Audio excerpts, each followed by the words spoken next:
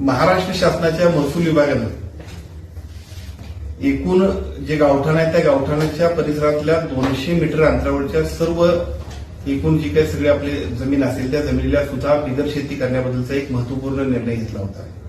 या निर्णयाची प्रत्यक्ष अंमलबजावणी करण्यासाठी कोल्हापूर जिल्ह्यातील एकूण 1200 गावातील 60,000 गट नंबर, या 60,000 गट नंबरच्या माध्यमातून सगळ्या 60,000 गट नंबरच्या परिसरात असणाऱ्या सगळ्या शेतकऱ्यांना, नागरिकांना डीम्ड एनए करण्याबद्दलचा एक यादी आज एका बाजूला कोल्हापूर जिल्हा महसूल विभाग आणि त्याचबरोबर भूमी अभिलेख विभाग यांच्या वतीनं प्रकाशित करण्यात आली।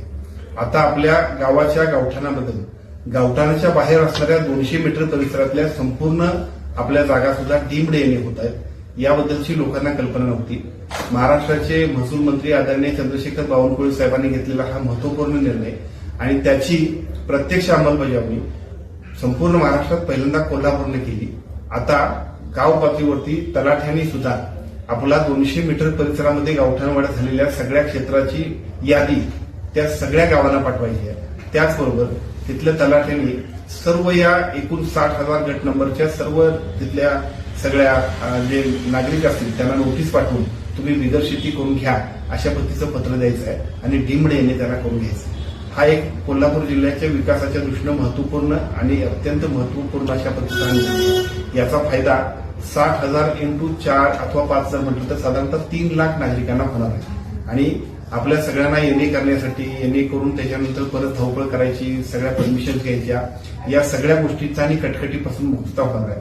माझी सर्व नागरिकांना विनंती एवढीच आहे की हा महाराष्ट्र शासनाने घेतलेला निर्णय, जिल्ह्याचे जिल्हाधिकारी आणि भूमी अभिलेख अधिकाऱ्यांनी आम्हाला सगळ्यांच्या निर्णयाला प्रत्यक्ष खूप चांगल्या पद्धतीने केलेलं सहकार्य, याची प्रत्यक्ष अंमलबजावणी करताना विनाकारण कोणी अडथळे करतील, लोकांना माहीत नसलेला अज्ञानाचा फायदा घेतील, तर आपण सगळ्यांनी पहिल्यांदा यादीमध्ये आपला गट नंबर आहे का बघा।